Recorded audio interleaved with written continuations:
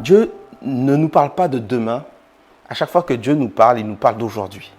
Et la question que Dieu nous pose, c'est qu'est-ce que tu fais avec la richesse que tu as actuellement? Depuis la chute de l'homme, le système du monde se résume en un mot.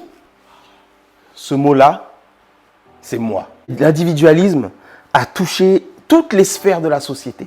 Dieu est amour et il s'oublie lui-même. Il cherche l'intérêt de l'autre et il donne. Il se donne entièrement. Et à chaque fois qu'on accepte les deals du diable, le moi d'abord, on s'agenouille devant lui.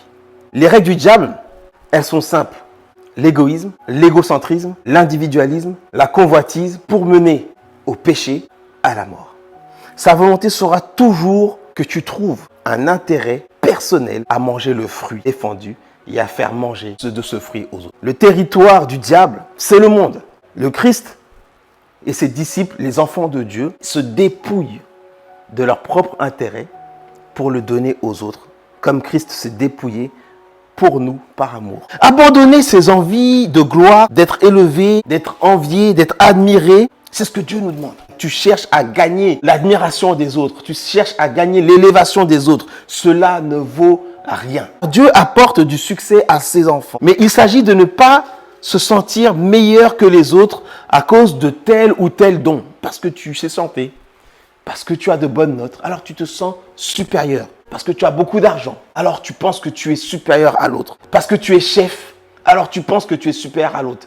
Parce que dans la hiérarchie, tu es élevé, alors tu penses que tu es supérieur à l'autre. Il s'agit de ne pas agir en chef ou en dominateur à cause de sa position sociale, hiérarchique, financière ou à cause de son rôle dans l'église. Parce que tu as telle place dans ta famille, telle place dans l'église, telle place dans l'entreprise, telle place dans la société, alors tu penses que les autres sont plus bas que toi. Dieu dit, au contraire, soyez simples et pensez que les autres sont meilleurs que vous. Il dit, abandonnons notre titre, le privilège de notre position, l'influence de nos capacités ou de notre succès pour dominer. Il faut abandonner toute envie de domination.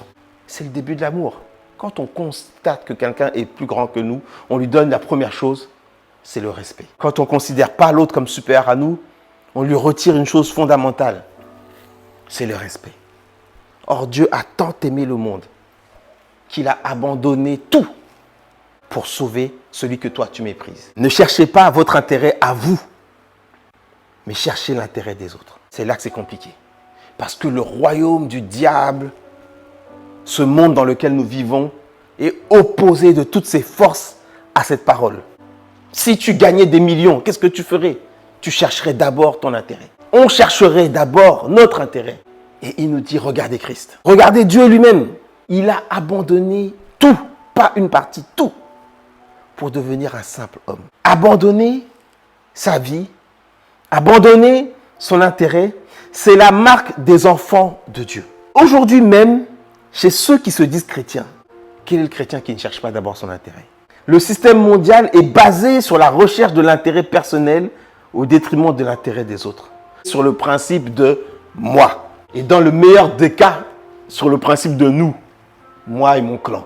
C'est de là que viennent les partis, que viennent les divisions, les dérèglements, les conflits, les injustices, les famines. Parce que si c'est moi et pas toi, alors moi j'ai et toi, tu n'as pas. Et c'est pour ça qu'il y a une injustice. Pourquoi moi et pas toi? Et c'est pour ça qu'il y a une guerre. Parce que toi, voyant que j'ai et que toi tu n'as pas, tu vas dire pourquoi toi et pas moi? Malheureusement, aujourd'hui, beaucoup de ceux qui se disent chrétiens sont dans ce système du moi. Donc, je vous rappelle que ce système, c'est le diable qui le met en place. Que ce système a été présenté à Ève par le diable. Pense à toi. Pense que tu peux être comme Dieu. C'est ton intérêt. Pense que ça va ouvrir ton intelligence. Pense à toi. Il a été présenté à Christ. Pense à toi. Et prends toute la gloire de ce monde. Pense à toi. Et transforme cette pierre en pain. Pense à toi. Pense à toi. Et prends la gloire qui te revient. C'est le système du diable. Christ, lui, a abandonné son égalité à Dieu. Rappelez-vous qu'il était Dieu. Rappelez-vous qu'il était avec le Père et le Saint-Esprit. Rappelez-vous qu'il avait sa famille, son royaume, ses adorateurs Et il a tout laissé parce que c'était non pas son intérêt, mais notre intérêt. Il est écrit dans la version Louis II du même passage qu'on a lu, il s'est dépouillé lui-même en prenant une forme de serviteur. Le mot grec pour le mot dépouiller, c'est le mot kénoo. Ça signifie se vider, se priver de force, se réduire à néant, s'anéantir. Il s'est anéanti, il s'est privé, il s'est réduit à néant. Il s'est vidé de toute sa substance, de sa force. Pas pour lui, mais pour nous. Son égalité avec Dieu, il l'a laissé en se faisant homme. Mais pas seulement homme, parce qu'il y a des hommes puissants. Il y a des hommes dominateurs. Non, un homme serviteur. Un homme coupable.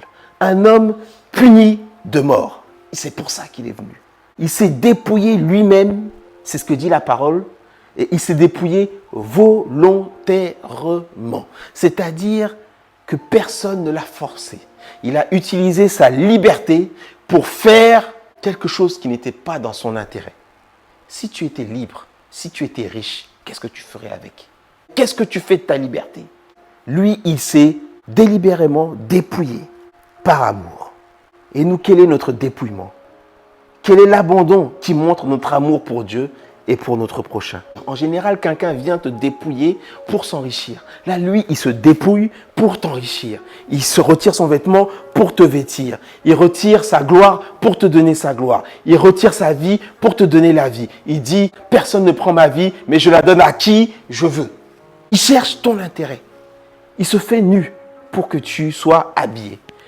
Il meurt sur la croix pour que tu aies la vie. Il faut comprendre ça. Si Christ dit qu'il se dépouille lui-même, c'est qu'il a des richesses. Son intérêt, normalement, c'est de garder ses richesses. Mais lui, il abandonne. Il laisse ses richesses pour les donner à un autre. Ainsi, il rend cette autre personne riche. Tu me diras, je n'ai pas de richesse. Mais tout ce que nous possédons sur cette terre, c'est notre richesse. Et Dieu nous pose toujours la question. Parce que nous sommes de beaux parleurs, nous les chrétiens. Oh Dieu, donne-moi ton cœur. Oh Dieu, je veux être comme toi. Voulons-nous vraiment être comme Dieu? C'est la question que Dieu m'a posée. Est-ce que tu es sûr même que ce n'est pas juste ta bouche qui parle? Est-ce que tu comprends ce que c'est? Je veux être comme Dieu. Le gars qui s'est dépouillé, qui est venu et qui a laissé sa vie, qui a laissé ses richesses, qui a laissé ses intérêts pour toi, tu dis, donne-moi ton cœur. Est-ce que c'est une prière sincère? Est-ce que si demain, j'exauçais ta prière, pense à ça, tu serais bien? Que tu aies un cœur comme moi. Un cœur qui dit, ok, moi je suis dehors. Vous, cette maison, elle est pour vous. Les gens qui n'avaient pas d'abri. Moi je suis dehors. Mon argent, ok, c'est pour vous. Je me dépouille. Parce que c'est ça le cœur de Dieu. Il a tant aimé le monde qu'il s'est dépouillé de son Fils unique afin que quiconque le reçoive, prenne ce Fils, accepte ce Fils dans sa vie, puisse être enrichi de ce Fils. Dieu était riche de ce Fils dans les cieux et il s'en est dépouillé, il l'a laissé, il l'a abandonné pour que tu puisses le recevoir et que toi tu sois riche comme lui il était riche de ce Fils et que tu aies la vie éternelle. Notre vie, notre temps, notre confort, notre position, nos biens, nos envies, nos rêves, ce sont nos richesses. Qui laissera sa vie pour servir celle d'un autre? Qui sacrifiera son temps pour en donner aux autres? Qui quittera le confort de sa vie, de son foyer, pour l'inconfort d'un inconnu, par la foi et par l'obéissance à Dieu? Qui est le chef qui sacrifiera son statut pour devenir le serviteur et nettoyer les pieds? Qui est le riche qui abandonne tout pour donner aux pauvres? Qui est celui qui avait des rêves, des plans, une volonté, et Dieu lui dit, va me servir, et qui dira, j'abandonne ma volonté pour faire celle de Dieu, dans l'intérêt d'autrui. Matthieu 20, 26 à 28. Mais entre vous, cela ne doit pas se passer ainsi. Ça ne doit pas se passer comme le diable veut. chacun pour soi, moi et moi. Au contraire, si l'un de vous veut être important, il doit être votre serviteur. Et si l'un de vous veut être le premier, il doit être votre esclave. De la même façon, le Fils de l'homme n'est pas venu pour être servi, mais il est venu pour servir et donner sa vie pour libérer un grand nombre de gens. De la même façon, on regarde trop à notre intérêt. Et c'est pour ça que nous sommes attachés à ce monde. Nous aimons ce monde. Nous aimons les choses qui sont dans ce monde. Mais il y a un danger dans ce monde. Nous aimons ce monde. Nous aimons notre temps. Nous aimons notre confort. Nous aimons notre sommeil. Nous aimons nos richesses. Nous aimons nos maisons. Nous aimons nos jeux. Nous aimons trop. Jean 6, 38, parole de vie 2017. Oui, je suis descendu du ciel, c'est Jésus qui parle, pour faire la volonté de celui qui m'a envoyé. Je ne suis pas venu pour faire ce que je veux. Je ne suis pas, Jésus dit, le Dieu Tout-Puissant, je ne suis pas venu faire ce que je veux. Mais nous voulons faire ce que nous voulons. Nous voulons utiliser les richesses que Dieu nous a données pour nous-mêmes et manger, grossir, nous engraisser, pendant que l'autre est à côté de nous et meurt parce qu'il ne connaît pas Dieu. Jésus dit, je suis descendu. Donc, qu'est-ce que ça veut dire? Qu'il est descendu librement, volontairement, sans pression, de lui-même, par amour. Je suis descendu. Donc, ça veut dire qu'il était en haut. Je suis descendu. Ça veut dire qu'il n'était pas d'ici. Je suis descendu. Ça veut dire qu'il était d'ailleurs, du ciel, pour faire la volonté de celui qui m'a envoyé. Est-ce que tu ne sais pas que tu as été envoyé depuis que tu as rencontré Christ? Est-ce que tu ne sais pas que ceux qui connaissent Christ sont envoyés d'office? Je ne suis pas venu faire ce que je veux. Jésus ne faisait pas ce qu'il voulait. Ça veut dire qu'il avait, même en tant qu'homme, des intérêts opposés à ce qu'il faisait.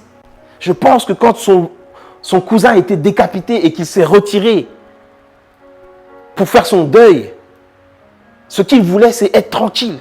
Mais des milliers de personnes avaient besoin d'être guéries. Il a laissé son deuil pour aller guérir les personnes, pour leur faire du bien, parce que c'était leur intérêt. Mais ce qu'il voulait, c'était peut-être être tranquille. Peut-être qu'à un moment donné, ce qu'il voulait, c'était manger après 40 jours de jeûne. Peut-être que ce qu'il voulait, c'était se reposer. Mais il n'est pas venu faire ce qu'il voulait.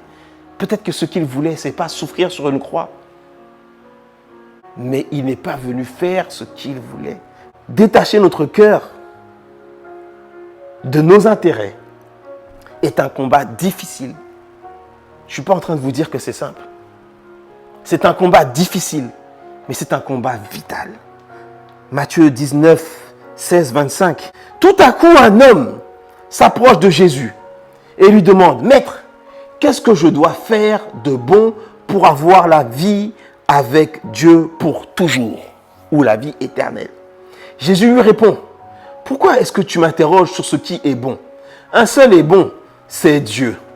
Si tu veux entrer dans la vie avec Dieu, obéis au commandement. » L'homme lui dit, « Quel commandement ?» Jésus répond, « Ne tue personne, ne commets pas d'adultère, ne vole pas, ne témoigne pas faussement contre quelqu'un, respecte ton père, respecte ta mère, aime ton prochain comme toi-même. » Le jeune homme lui dit, « J'ai obéi à tout cela. Qu'est-ce que je dois faire encore ?» Le jeune homme aime Dieu. Le jeune homme, ce n'est pas un homme qui n'aime pas Dieu. Parce que quelqu'un qui obéit à tous ses commandements, quelqu'un qui respecte son père, sa mère, qui aime son prochain, qui ne vole pas, qui ne tue pas, qui a la crainte de Dieu. Dieu sait que vous l'aimez, Dieu sait que nous l'aimons. Dieu sait que nous avons un cœur pour lui. Voilà ce que Jésus lui dit. Si tu veux être parfait, et là on est à un autre niveau. Si tu veux être parfait, si tu veux être parfait, si tu veux être parfait, si tu veux être parfait, va. Vends ce que tu as et donne l'argent aux pauvres. Va, abandonne ta vie et donne ta vie à quelqu'un d'autre.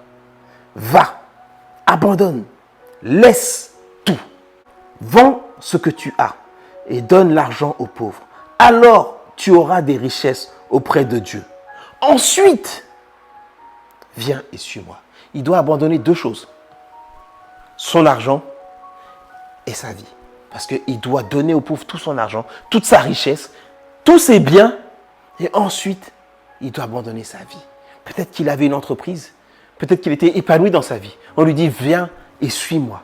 Autrement dit, laisse ta vie et suis-moi. Mais quand le jeune homme entend cela, il s'en va tout triste parce qu'il possède beaucoup de choses. Est-ce que ce n'est pas notre cas? Quand Dieu nous dit donne, quand Dieu nous dit va, quand Dieu nous dit oublie ta vie, on est tellement attaché à nos richesses. Comme cet homme est attaché à sa vie, à ses richesses. Parce qu'on les voit, on voit ces choses. On en a besoin en plus. Ça nous fait du bien.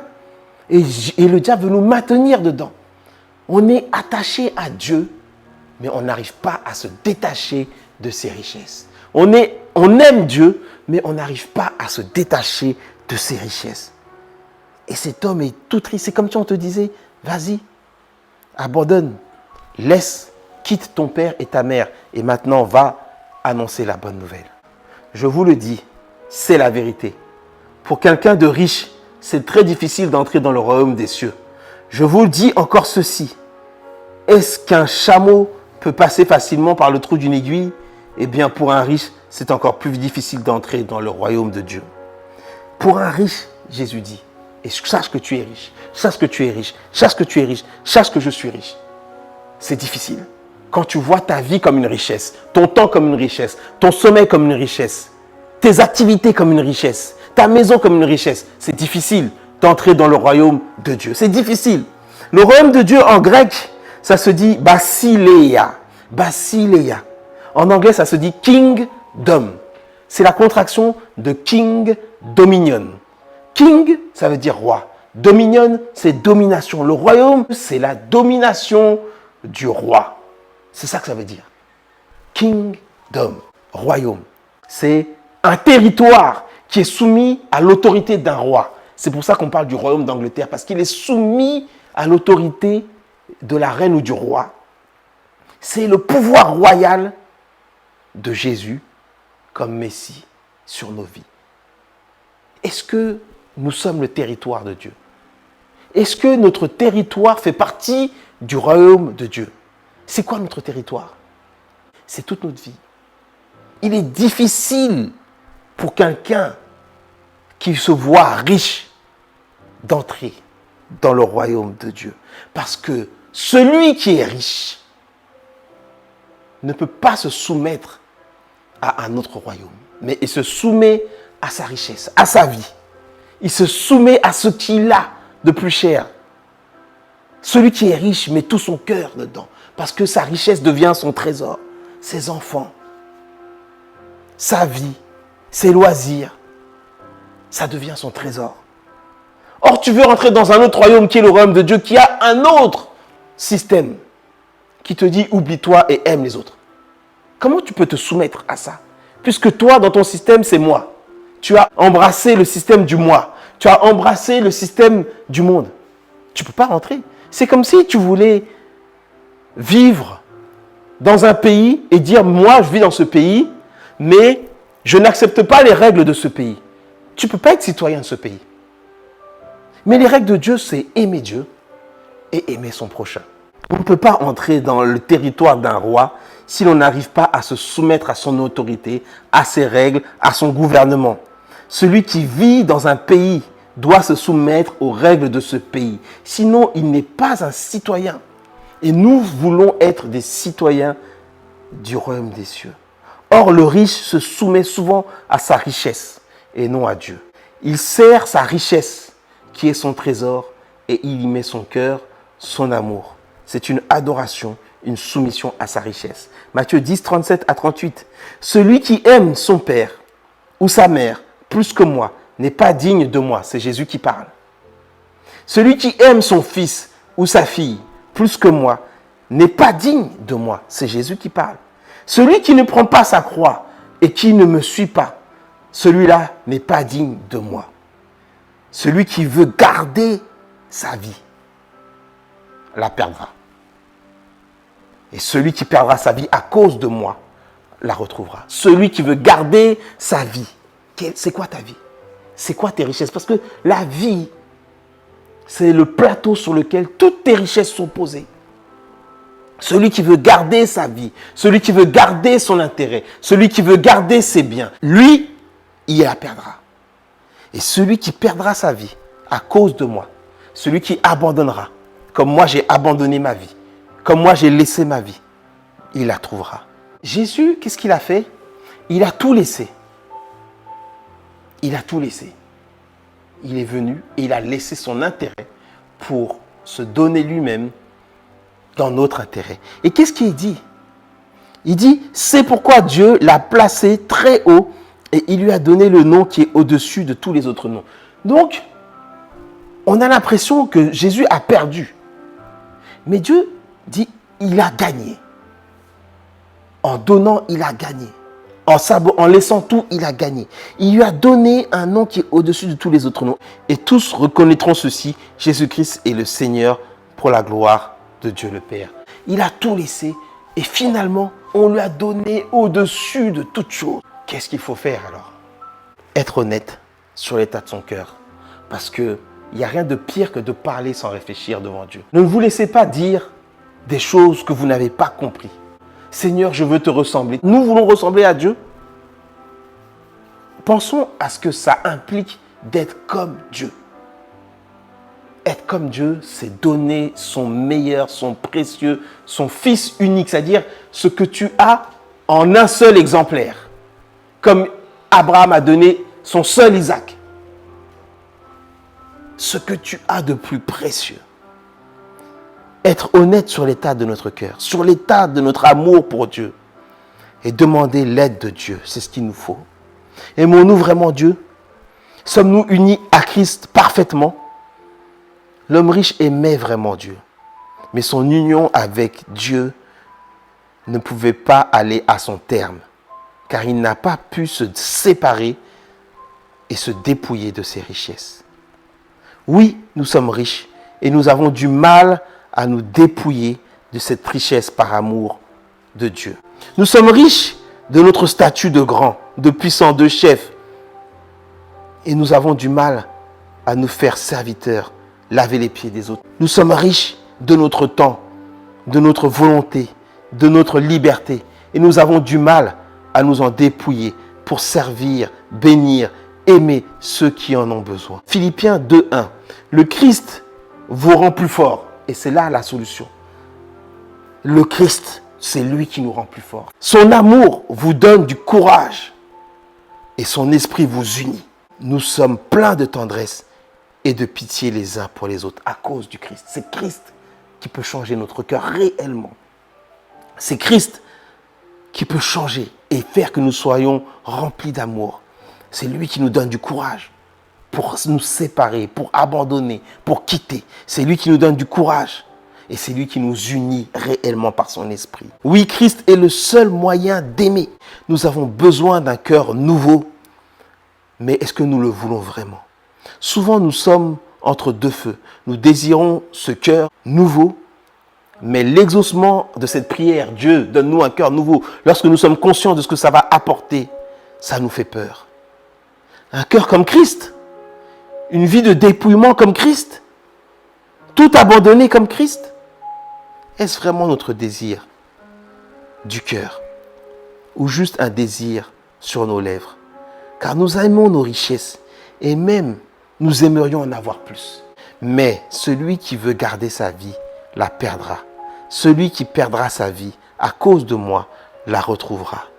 Il ne s'agit pas de regarder si notre voisin a tout abandonné. Il ne s'agit pas de ça. Il ne s'agit pas de dire, ah, toi, qu'est-ce que tu fais? Tu pries assez? Tu dors beaucoup ou pas? Tu as abandonné ton... Il ne s'agit pas de ça aujourd'hui. Il ne s'agit pas de faire l'inventaire de ce que son cœur n'arrive pas à laisser pour Dieu. Mais il s'agit de savoir ce que nous-mêmes n'arrivons pas à abandonner pour Dieu. Aujourd'hui, Dieu veut qu'on fasse un examen de conscience, un examen de vérité, un examen de sincérité. Dieu n'est pas un Dieu, un père fouettard. Il n'est pas là pour nous juger, car il dit, il n'est pas venu juger, mais il est venu sauver. Mais tu ne peux pas te présenter devant Dieu en faisant semblant. Est-ce que tu aimes vraiment Dieu? Moi, je sais que je ne l'aime pas assez. Moi, je sais que je suis encore trop attaché à certaines choses. Quel que soit le niveau de notre richesse, la question se pose. Sommes-nous décidés à tout perdre aujourd'hui pour Christ? Nous avons besoin de l'aide de Dieu pour chaque personne ou chaque chose pour laquelle la réponse sera non. À chaque fois que Dieu te dit, est-ce que tu es capable de quitter ça et que tu dis non, ça veut dire que tu as besoin de l'aide de Christ dans ce domaine. À chaque fois que Dieu te dit, est-ce que tu peux quitter cette personne pour moi et que tu dis non ou que ça te rend triste comme le pauvre, comme le riche, c'est que tu as besoin de Dieu dans ce domaine. Marc 10, 26 à 31, quand il voit ce qui s'est passé avec le riche, voilà ce que disent les disciples. Et je sais que c'est ce que vous vous dites à cet instant. Mais alors, qui peut être sauvé? Jésus les regarde et leur dit, pour les hommes c'est impossible, mais non pour Dieu. Toi tu penses que tu pourras te sauver par tes efforts, c'est pas possible. Tu pourras te séparer par tes efforts, c'est pas possible. Mais c'est Dieu qui va te perfectionner, qui va t'amener à mieux aimer, qui va t'amener à mieux considérer les choses. Tu pensais que ça avait de la valeur, il va t'amener à voir que ça n'a pas de valeur et que ce qui a de la valeur, ce sont les choses, les trésors qui sont dans les cieux. Là où il n'y a pas de rouille, là il n'y a pas de teigne, là il n'y a pas de voleur. Mais ce qui est ici-bas, ça rouille. La teigne peut attaquer, le voleur peut voler. Ce sont de fausses richesses. Alors Pierre lui dit, écoute, nous avons tout quitté pour te suivre. Jésus lui répond, je vous le dis, c'est la vérité. Si quelqu'un quitte maison, frère, sœur, mère, père, enfant, champ, à cause de moi et de la bonne nouvelle, cette personne recevra 100 fois plus dès maintenant. Être riche, et ce n'est pas quelque chose de mauvais, parce que ceux qui abandonnent tout pour Dieu reçoivent 100 fois plus que ce qu'ils ont abandonné dès maintenant, donc sur terre, dans leur vie terrestre. Dans ce monde, il précise, dès maintenant, dans ce monde, elle recevra des maisons, des frères, des sœurs, des mères, des enfants, des champs. En même temps, elle souffrira à cause de moi dans le monde qui vient. Elle recevra la vie avec Dieu pour toujours. Pour ceux qui sont les premiers maintenant, pour ceux qui sont riches maintenant, rappelez-vous de l'homme riche et de Lazare, pour ceux qui ont les biens de ce monde et qui se complaisent dans ces biens maintenant, pour ceux qui veulent s'attacher et qui ne veulent pas laisser. Beaucoup, on les appelle les premiers ceux-là. Beaucoup seront les derniers. Pas tous, mais beaucoup. Et parmi ceux qui sont les derniers maintenant, ceux qui ont laissé, qui ont quitté comme moi, beaucoup seront les premiers. Perdre, dépouiller, anéantir, séparer, le vocabulaire de victoire de Dieu est déroutant. Nous avons besoin de l'Esprit de Dieu pour accepter ce vocabulaire, intégrer ce vocabulaire tel qu'il est vraiment. Un plan qui nous sort de l'esclavage, de l'aliénation, de la soumission au péché, au système du diable et à la mort pour nous mener vers une autre alliance, un autre système et la vie. Jean 12, 24, et on se quitte sur ce verset. Oui, je vous le dis, c'est la vérité. Le grain de blé tombé dans la terre doit mourir, c'est nous. Sinon, il reste seul. Mais s'il meurt, il donne beaucoup de grains. Il se multiplie. Il donne la vie. Celui qui aime sa vie la perdra. Mais si quelqu'un aime Dieu plus que sa vie dans ce monde, cette personne gardera sa vie dans ce monde et elle vivra avec Dieu pour toujours. Celui qui veut me servir doit me suivre et mon serviteur sera là où je suis. Mon Père récompensera celui qui me servira. Prions.